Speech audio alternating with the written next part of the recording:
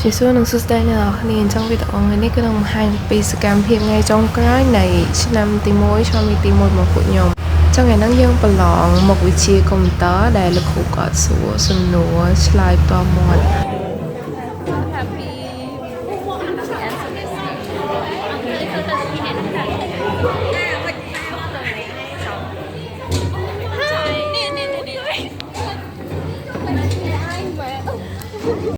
ចឹងពេលហ្នឹងគឺយើងបានប្រឡងចប់សពគ្រប់មុខវិជ្ជាអស់ហើយ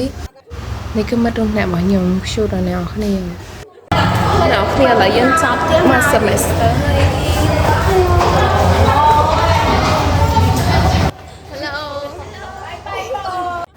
ហើយគឺយើងបានថតរូបជុំគ្នាជាមួយនឹងលោកគ្រូចង់និយាយថា style អីក៏មានដែរមកដៃពីរបេះដូង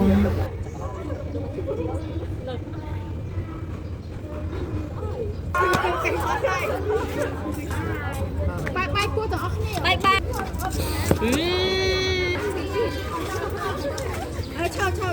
យាយថាមិញខ្លាចសំណួរឡើងឈ្នោះ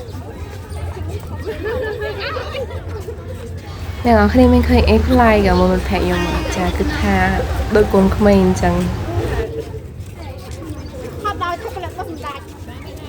ណាអីហ៎ឥឡូវនេះយើងបន្តទៅដេកចម្លាស់យើងកន្លងទៅពេលនេះจะเป็นមក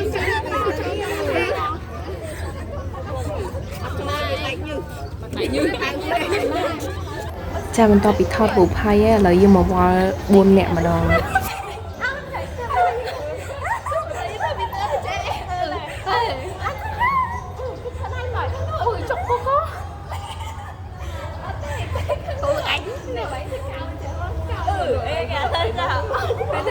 ចុះថាដាក់រវីដេអូម្ដងឯងដោយសារខ្ជិលកាត់អីញ៉ៃហើយចែកគ្នាសើចទាំងអស់គ្នា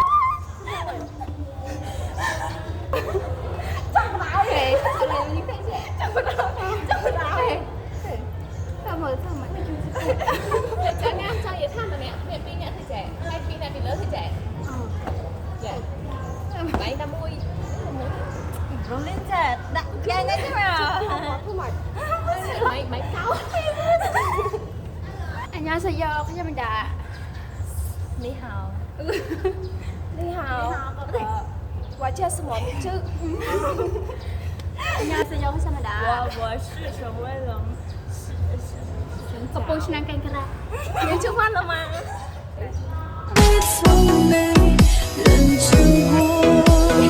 ？This speech is not recital. I think it's very vital. ស្គាល់ក៏ចូលមើលទៅជឿចាស់ចឹងខ្ញុំមានពេលយើងជួបគ្នាយើងអត់ដែរទេហើយយើងពេលយើងមករៀនយើងអង្គុយតុកអត់ដែរហ្នឹងហើយអ្នកគ្នាវីដេអូខ្ញុំគឺចប់ត្រឹមហ្នឹងហើយ so see you វីដេអូក្រោយ bye bye